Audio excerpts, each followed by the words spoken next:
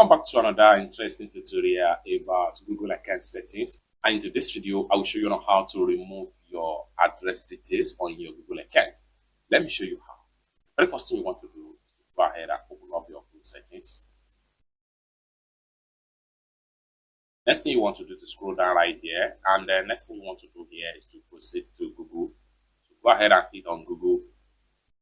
Here you go. Next thing you want to do is to go ahead and click on your Google account name. Proceed with your Google account. Proceed with personal info.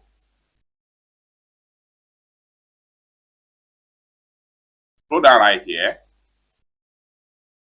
Click on other addresses. Then you have all the addresses right here.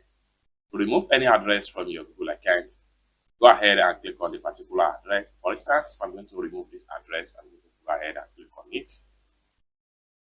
And it's going to open up like so. Lastly, go ahead and click on remove, and the address will be removed from your Google account. It's that simple. For more tutorial tips and tricks on how best to use a Google account like this, consider to subscribe. Thank you so much for watching, and I hope to see you in my next video.